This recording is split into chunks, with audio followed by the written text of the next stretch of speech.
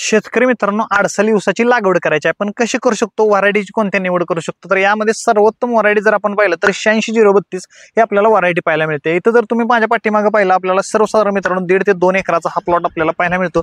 इथं आपण 86-032 ची लागवड केलेली आहे आणि सुयोग्य पद्धतीने लागवड कशी करावी याविषयी आज आपण माहिती जाणून घेणार आहोत. हे पाहू शकता, इथं जर पाहिलं तर आपण जी मशागत करत असतो ती मशागत योग्य पद्धतीने करून घेतलेली आहे. मित्रांनो पाहू शकता, नांगरणी वगैरे केलेली आहे, त्याचबरोबर रोटावेटर मारलेला आहे, शेणखत टाकून घेतलेलं आहे.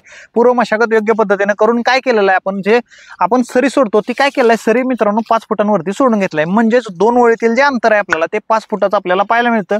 आणि 2 रोपातील अंतर जर म्हणला तर आपल्याला हे पाहू शकता, सर्वसाधारण 2.5 फुटांवरती एक डोळा म्हणजेच एक रोप देखील तुम्ही लावू शकता. हे आपण लागवड करताना काय केलेलं आहे, नर्सरीची लागवड आपण करून घेतलेली आहे 86-032 या व्हरायटीची. हे पाहू शकता, या ठिकाणी लागवड करताना अशा पद्धतीने लागवड केलेली आहे आपण. आणि सर्वात महत्त्वाचं काय केलं होतं, लागवड करते वेळी आपण काय करायचं आहे, तर जर पाऊस वगैरे चालू असेल, जुलैमध्ये आपल्याला पाऊस चालू आपल्याला पाहायला मिळतो, परंतु जर नसेल तर आपण व्यवस्थितरित्या भिजवून घेऊन नर्सरीची तुम्ही लागवड मित्रांनो करू शकता.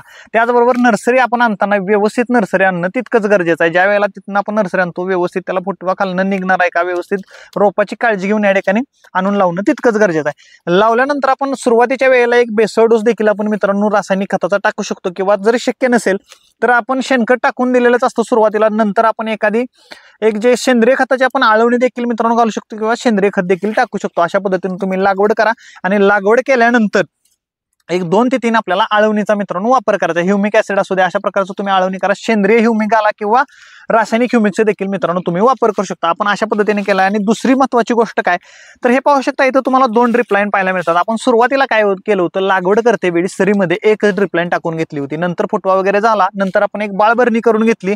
बाळभरणी केल्यानंतर आपण काय केलंय, 2 ड्रिपचा वापर केलाय. हे पाहू शकताय, हो जो आपला बुंडा आपल्याला पाहायला मिळतो, बुंड्याच्या ह्या बाजूला पण एक ड्रिप पाहायला मिळते, पलीकडच्या बाजूला पाहिलं तर त्या बाजूला एक ड्रिप, म्हणजेच बुंड्याच्या दोन्ही बाजूला आपल्याला आता सध्या 2 ड्रिप पाहायला मिळतात. बाळभरणी करून आपण मोठी बांधणी देखील करून घेतलेली आहे आणि अशा पद्धतीने आपण नियोजन केलं. आणि आता जर पाहिलं तर सर्वसाधारण ह्या ऊसाला आपण कालावधी जर पाहिला तर 9 महिन्याचा कालावधी मित्रांनो याला झालेला आहे. सर्वसाधारण ही जी लागवड आपण केलेली आहे मित्रांनो, सर्वसाधारण जुलै महिन्यामध्ये ही लागवड केलेली आहे, शेवटच्या आठवड्यामध्ये लागवड केल्यानंतर आता आपण हे ड्रिप लाईनचा वापर 2 केलेला आहे. आणि इथं तुम्ही 16 mm 20 mm चा देखील लॅटरलचा वापर करू शकता. फक्त पाणी योग्यरित्या पडणं तितकं, कारण ह्या जर पिकाचा आपण विचार केला तर पाणी ह्याला जास्त प्रमाणात लागत असतं.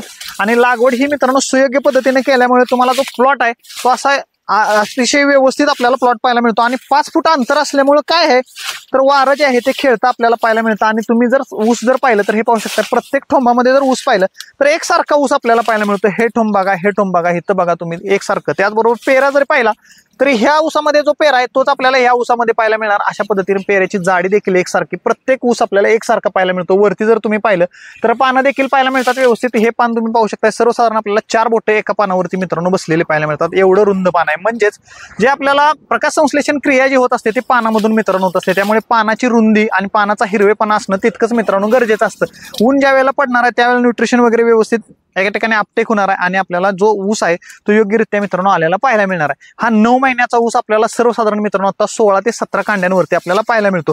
कांड्या देखील आपल्याला जर मोजायचं म्हणलं तर हे पाहू शकता, 1 2 3 4 5 6 7 8 9 10 11 12 13 14 15 16 17 आणि वरती एक 18 कांड्या मित्रांनो आता आपल्याला ऊसाला ह्या पाहायला मिळतात. आणि एकसारखा असल्यामुळे ऍव्हरेज देखील आपल्याला मित्रांनो व्यवस्थित मिळणार आहे. त्याचबरोबर भरणी करते वेळी आपल्याला काय करायचं आहे, तर मित्रांनो रासायनिक खताचा वापर करून द्यायचा आहे. रासायनिक खताचा बेसळ डोस एक तुम्ही टाकून द्या. आणि शक्य नसेल की असं नाही की ऊस हे पीक तुम्ही रासायनिक खतावरती देखील आणू शकता. असे देखील आपल्याकडे शेतकरी पाहायला मिळतात की पूर्णतः सेंद्रिय खतावरती मित्रांनो ऊस आणलेला आपल्याला पाहायला मिळतो. फक्त काय करायचं आहे, सेंद्रिय खताचा आपल्याला रिझल्ट थोडासा लेट पाहायला मिळतो, परंतु जर कंटिन्युटी त्यामध्ये जर ठेवली, सुरुवातीपासून आळवणी असू दे, त्याचबरोबर थोडंसं जर आपण खत देत राहिलो तर मित्रांनो व्यवस्थितरित्या फक्त सेंद्रिय खतावरती देखील मित्रांनो हा ऊस येत असतो. काय रासायनिक खताची एका चिमटची देखील मित्रांनो आपल्याला गरज नाही. अशा पद्धतीने तुम्ही लागवड करून योग्य पद्धतीने आणू शकता.